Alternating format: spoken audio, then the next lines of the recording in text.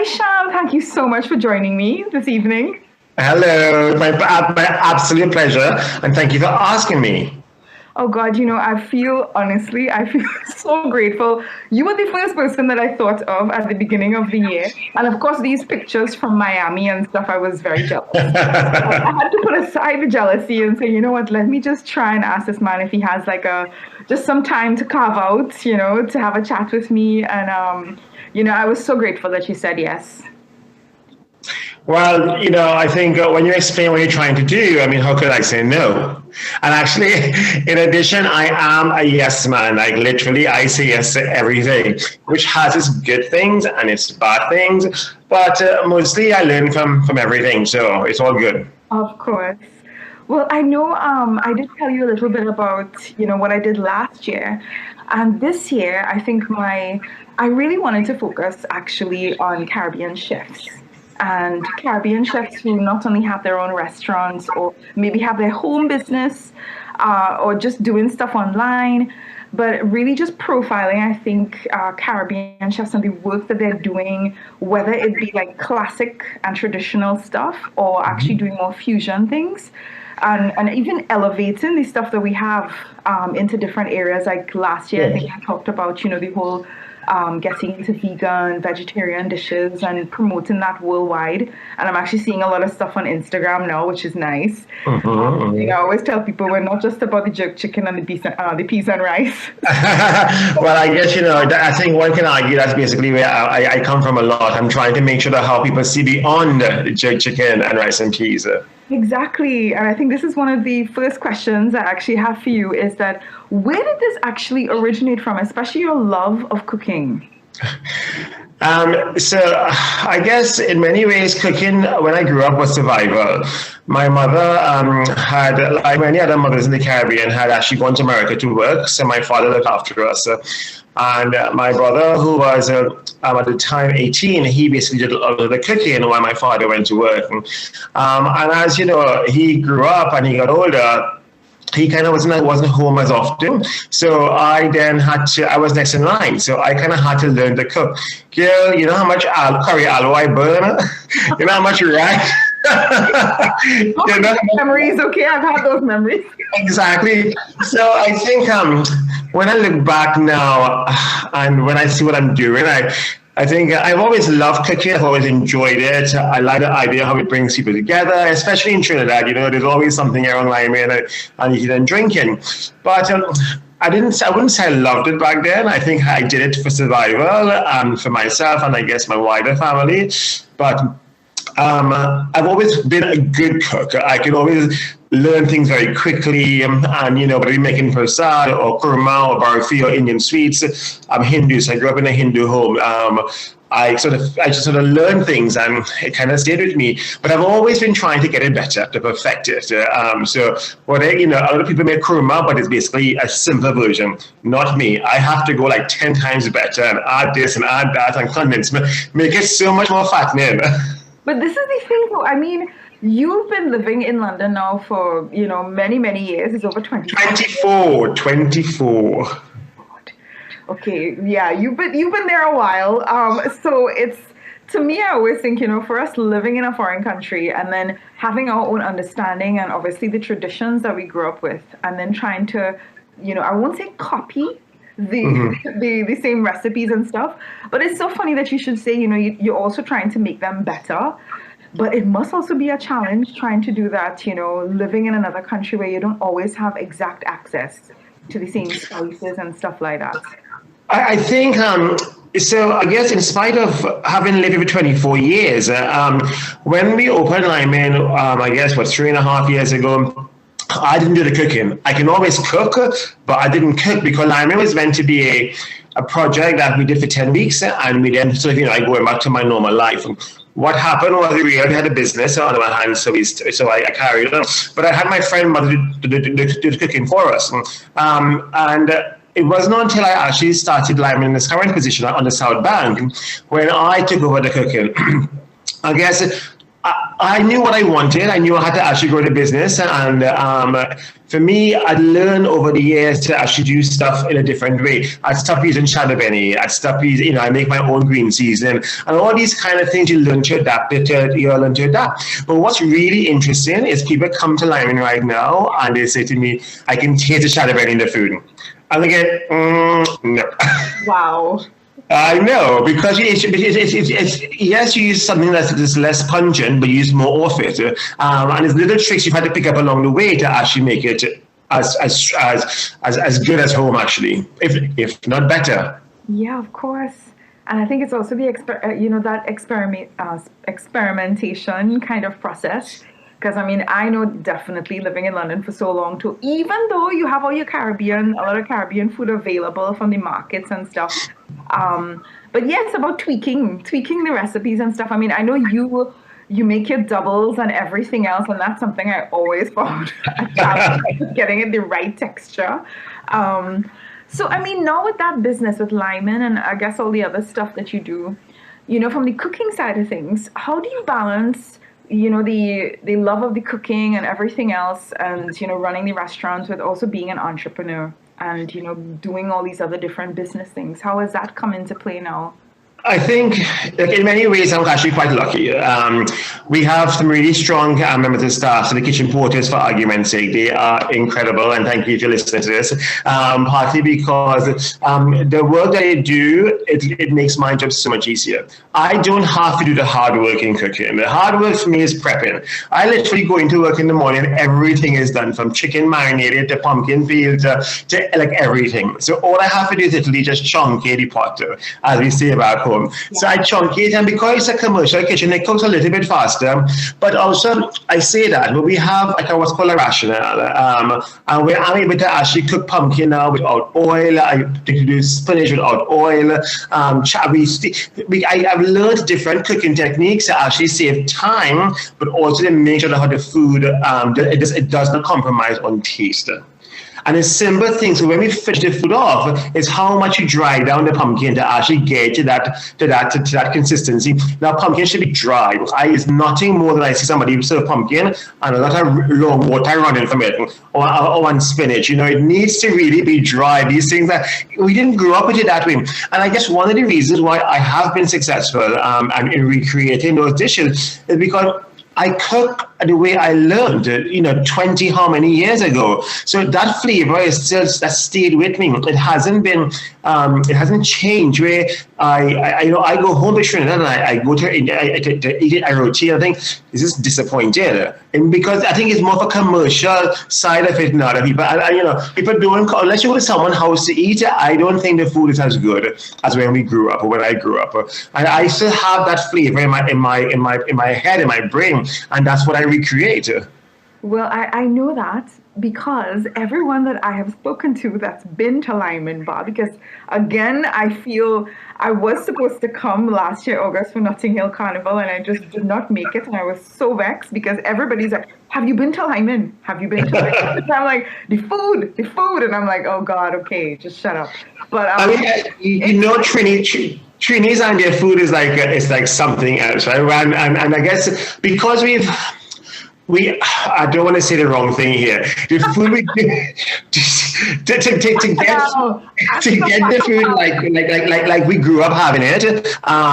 We haven't had it really and truly. But also I think there's a lot of proudness in Trinidadians now. And Limin, its location is what we stand for. We are probably the only Caribbean restaurant in central London. We're talking about Zone 1 that offers something like we do.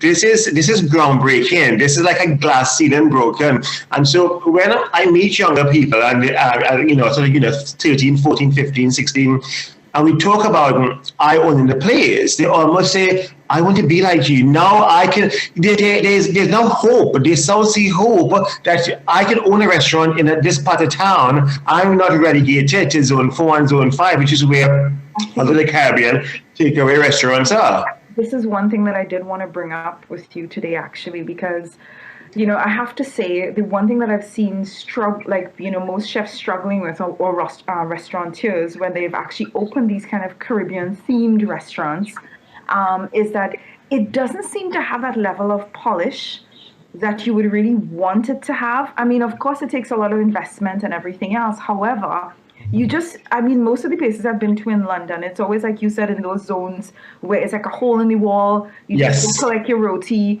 you go collect whatever. And, what I like is that, you've got the Caribbean food, you've got the drinks, the everything else, but there's an ambiance there. And I think this is what has been missing a lot. I mean, there are a few places I know that have something similar. But when there is something that is really, I think, especially being so close to the Thames and, just the, Yeah, I walk into work every day. I walk along the river, right? And I think to myself, I own this place. Like, well, firstly because I never envisaged a career in food, and then to have a restaurant so literally central in London. So I look to my right is the Oxford Tower. I look to my left is the London Eye. I mean, you couldn't get more central. And you talk about a river line, we now have the ultimate river line. But I think to answer your question, one of the things that I think has that we elevated or we changed things around. I made a place that I wanted to be in. I couldn't create a place that I wasn't comfortable because I was there for 18 hours a day at times. So if I'm making a place where, I have IKEA, sort of white chairs and a plastic cloth, that is not the life I came from. So then why would I choose to do this? So what we did was I made a place that I am comfortable, and that's what we continue to do. So, like even with the new Limin, I had all the furniture driven over from Spain because I wanted to create something that's comfortable, that is not done before. If we were doing everything like everybody else does, why do we stand out? We don't. We become another place. And I mean, speaking about, like just focusing on the entrepreneurial side of things, it's that, I know there's a lot of different projects, coming up for you, which is always Yes. exciting. And I definitely need to hear more about that. But I just want to add with that too is that, exactly what you said about having that, creating that atmosphere. And as well back home that, we're always trying to do something new. We're kind of people, we don't like the same old, same old, same old. It's like if I see you in the same outfit in a party, is a problem. so That's a good thing, eh? That's a good thing. it is. It is a girl thing, but it's like this, it's nice that you're actually thinking that far ahead. So, what about the years to come? Tell us what's going on. I do a lot of stuff, and I guess in brief I'll tell you. So we have Limin Beach Club, which started out as Limin as a pop up. We have Limin Beach Rum, which is a white rum blended with rum from Barbados, Trinidad, Jamaica, Guadeloupe, Dominican Republic, and that rum has actually been some bloggers that said one of the best blended white rum on the market. We also I created a day for doubles. How Trinidadian feel about doubles? I created a day a couple of years ago to celebrate doubles. As a dish, I'm like, we have a day for burgers, we have a day for this and that and the other. Why don't we have a day for doubles? So I decided May 30th is International Doubles Day, and that is the day Indian arrived in Trinidad. And because that dish came from our Indian heritage, I felt in my mind it made sense to do it on that day, and so I did. And this is the 4th year we'll celebrate it this year, and you know what? It warms my heart to see Tassa being played on the River Thames. Literally, people dancing. Our culture is taking center stage, and I look around, and you know what really shocked me is when our bar manager said to me, he said, "Sham, this is the busiest day in my career he's ever worked." And he's worked in major places, but so to celebrate that, even during the pandemic, we created videos how to cook it, eat it, share it. We really want to sort of showcase doubles as an international dish, and actually, I think in many ways the beauty about this now is a recognition Caribbean Airlines has given to doubles. They now have doubles on their flight. How did you put that picture up? Wow. I know. So, look, I don't know why it was done or how it was done, but I think the fact that, someone said to me, they believe the fact that, we have been campaigning for this dish and they can actually see see now how important it is to Trinidadians, because let's face it, a Trinidadian going to Trinidad ain't going to buy it. A Trinidadian leaving Trinidad would have just had it. This having doubles on a flag carrier is more about for the international travelers to understand this dish. And so I, as a campaigner for doubles, I think for me it was great to actually see. And I guess my next campaign will be, and it's probably next year's Doubles Day campaign will be for the Trinidadian government to actually make this one of our official national dishes, because it needs to be. If you think of our national anthem, it says here every creed and race finds an equal place. Now you show me a place in Trinidad, down at Doubles vendor store, where every creed and race is not there. Whether you're white, black, Chinese, yellow, indifferent, whatever, you stand up there. You're rich, you're poor, you have a dollar in your pocket, you stand up there for doubles. But is this why you started Saga Boy? No, Saga Boy, that's another part of the business. Saga Boy is... So we got to Limin. I knew this would be a long list, but go ahead. We got to Limin, we got to International Doubles Day, and we talk about the rum. So Saga Boy is actually, it was created... The idea came when I was in Dubai. Now, I championed doubles, as I just said, and so I was in Dubai, I was making doubles for my friends.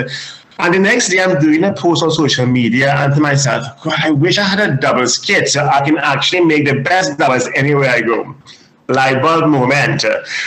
I was going to stay in Dubai because we made a lockdown at the time last year. And I said, nope, I'm going back to England, and I'm going to make doubles kit. And that was it, and I named it after my father. So a Saga Boy, as you know, in Trinidad, is a pretty boy, a man about town. And he was a Saga Boy growing up, and he died. The nickname was Saga. So I named it after him. But it wasn't until I think a few months, about a year ago, a guy said to me, Sham, you know what? When I saw the name Saga Boy, I thought it was you, because to me, you embody what a Saga Boy really is. So I guess one can argue I am the son of Saga Boy. Yeah. Yes, I would agree with that. and so now, but the Saga Boy started literally as just let's ship doubles to people around the country. We did and have done zero marketing, and to date we've done over 700 boxes of food, and we slowed down over the summer period. But then it grew to roti and chana aloo pumpkin. I started doing bacon shark, Trinidad Chinese, coconut baked bulgur. I did everything, and everything was a success, from the akra to the curry crab and dumpling. And so for me, like I say, I've always been a good cook. I've enjoyed flavors. My 24 years in England now, that is, has allowed me to taste, to eat in so many different cultures. I've traveled considerably. So I've been able to sort of develop my palate in a way many people probably haven't. I've been fortunate enough to do that. And so creating Saga Boy was always about just delivering food. And then I realized, again, that this is something we should be doing, but again, I am a champion for doubles. So I know you know this, but we have 2 sites opening for Saga Boy now. So to go in 12 months, we go from a food shipping business, which started in the pandemic, we're now opening 2 sites. So one directly opposite Limin, and that's going to have the full-on Trinidad Indian thing, right? It's like the roti, chana, aloo, pumpkin, spinach, pylori, sahina, doubles. You name it, you go idea. One down, David. Yeah. But actually, what I do want, and the main thing I'm actually looking to do, like I said, doubles. The one in Shoreditch is going to be doubles, I guess, glorified. So it's the classic doubles that we get on the Trinidad, and then we're going to have the open fire roasted aubergine, so baigan choka, and then we're going to have pulled caramelized chicken, shredded curry goat. We're doing a lemongrass and garlic prawns, and a coconut curry sea bass as toppings for this. And that's so we can cater for everyone within the food chain. For your fish eater, your pescatarians, your meat, your chicken, and your veggies, vegans. I think this is brilliant because, sometimes really when you being in London for such a long time, and then also going to the South Bank a lot too, I noticed all the food stalls that were usually at the back, and all the different foods that were being prepared by different cultures. You see Spain, you see Turkey, you see all these different, a lot of Mediterranean and everything. So I think this is such a nice concept to obviously bring, because we don't see that. We see the jerk chicken possibly, but we don't see this. And I think and like you said, you're a champion for doubles. So this is, But apart from doubles. They love it everywhere. yes, but that's the thing we're realizing. The amount which we sold at Lyman, and what Lyman does in his current position, it showcases the flavor of Trinidad to Londoners who's never had an experience before. But you got to remember, as Trinidadians, we're proud. We take people back to the Caribbean, to Carnival and so forth. Our friends come back, and there's nowhere for them to go. There's no for them to, people go to other islands, and when they come back to the UK, there's nowhere for them to go to experience that warmth they've experienced, whether it be Jamaica or wherever it was, that food, whether it be macaroni cheese or it be accra or fly, there's nowhere for people in England to go apart from those other sort of chainy kind of places to get real authentic feel. So that's why Lyman has, I guess, done so well. Its location has obviously helped. And, I treat everyone as if they are in my house. Lyman is an extension of my social life. I have no life now. Lyman is my life. But it's been great. It's been great to showcase Trinidad food and the flavors, which is so rich. Remember we've got food from the Portuguese, from the Africa, from China, from the Middle East, from India, and now from Latin and South America. So these two islands at the foot of the Caribbean, we have we've embraced food and culture and seasoning and flavor and everything, and we just have this amazing melting pot of goodness.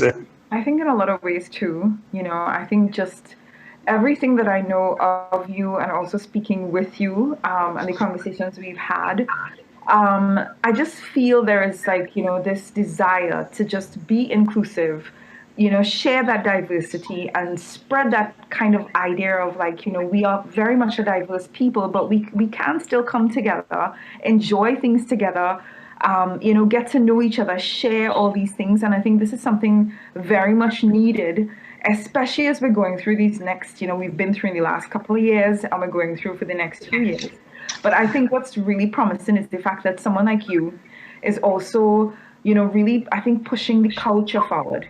And this is one thing we've needed a lot internationally, I think, because I know I will be looking at other chefs from the other islands, but I think starting with my own Trinidad and someone like yourself, I know, like you said, I am promoting this, I am selling this, I am, just really championing these concepts and these ideas.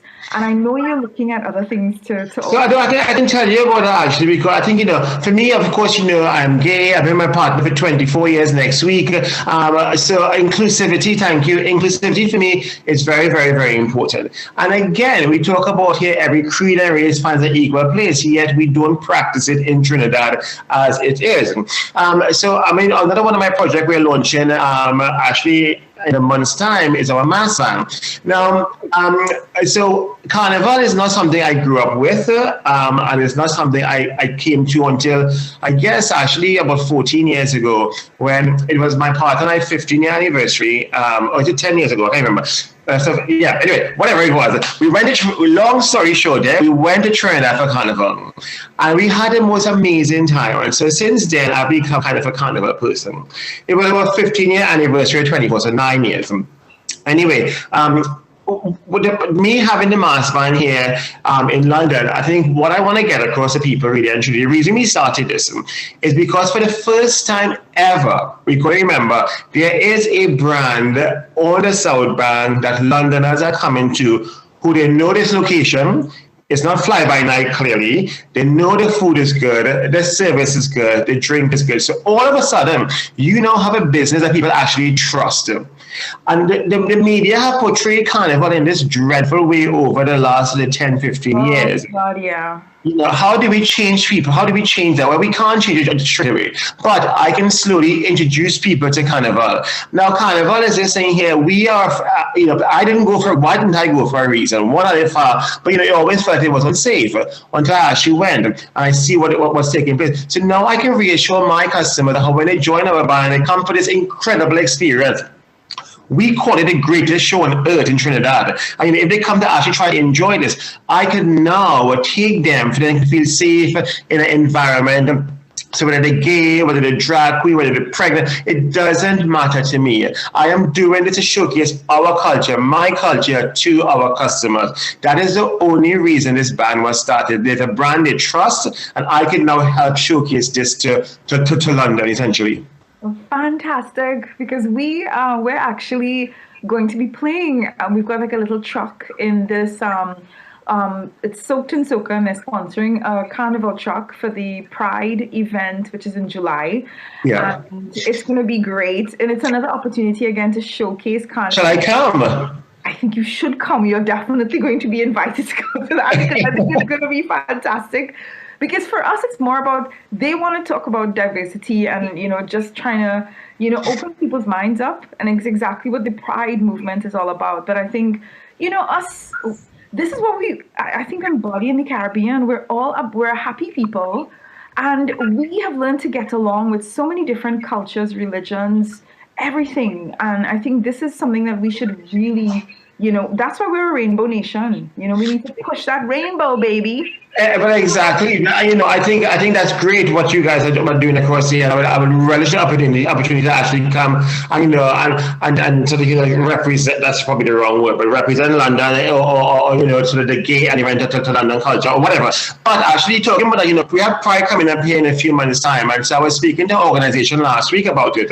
And how do we actually? And this is sort of a place in Shoreditch that actually sort of it's a space where people can actually put on shows and so. And I said how they should be doing something for Pride, showcasing, culture, so Bangladesh and India and Africa and all these kind of places. And I said, let me know, because I would more than happy, come there with a carnival costume and represent carnival within this community, within this Pride event. Because again, I go back to this. People need, the more people see, the more confident they become and the more trust they have. Which is why, again, I would give classes on cooking, I would give classes on making doubles and mentoring people so that I can teach them. You're doing something in Sweden as well, aren't you? Absolutely, so at the end of March next year, and we're going to Sweden to actually cook and to share the Trinidad food love. There is a lot, but I just want just to kind of tie things up. I want to know what has been, what has really stuck with you, like a philosophy that has really stuck with you over the years of, leaving Trinidad, starting your life in another country that kept you going. What is one of the core beliefs that you have that you can kind of, share with us and, just for us to kind of maybe think about? Well, I'll give you an example before I answer this. So a few days ago, I saw America was looking for teachers in Trinidad and Tobago. So I sent this to a few of my teachers' friends. And so some of them kind of ummed and ahed if you would apply. So I said, well, why won't you apply? They said, well, I'm not sure it's to me. And so I said, by not applying, you immediately remove yourself from the equation. So if you apply and you get through, at this point, you can make a decision. So my philosophy is I say yes to everything and I learn to do it after. But if I can't do it, I will then decline, because I will know to myself, at least I have explored it. But the minute you say no, you shut yourself down completely. And that is exactly why I am where I am today. I do not say no. I will learn. I have a strong team behind me. I mean, I am not easy to work with. I know that for a fact. I have my moments. I have my vision. I wake up at 2 or 3 in the morning and I will work until 7 o'clock and I'll work until 10 at night if I have to. But nobody can question my work ethic and nobody can question my vision, because yes, it's changing and evolving. But if I don't say yes, I don't get anywhere.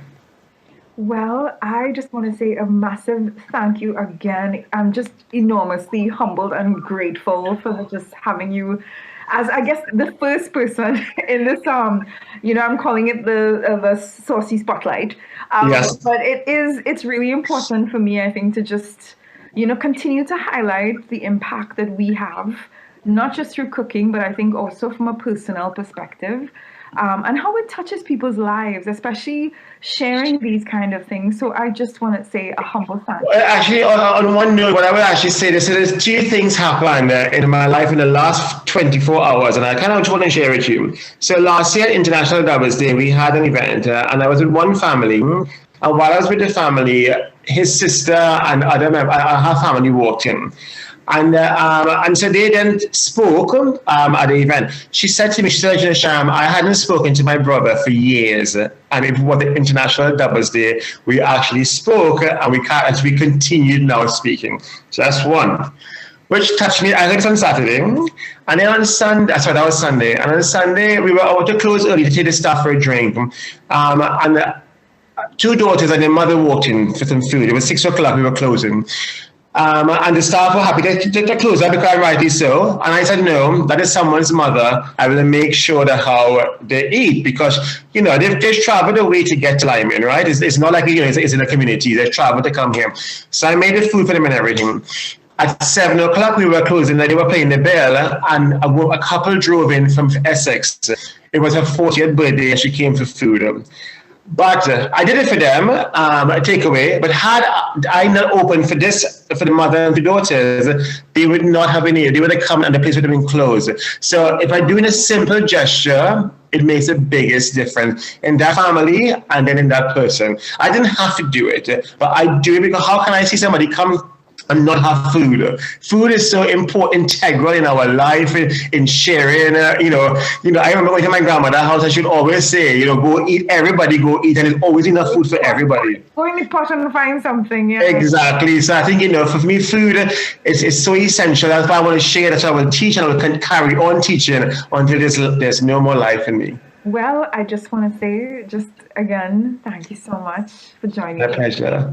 And thank you. Yeah, just continue to fly that flag. I'm flying it high. Many of us following you behind this flag. Thank you for your support. Honestly, thank you so much for your support. It means a lot to me. Thank and you. The team.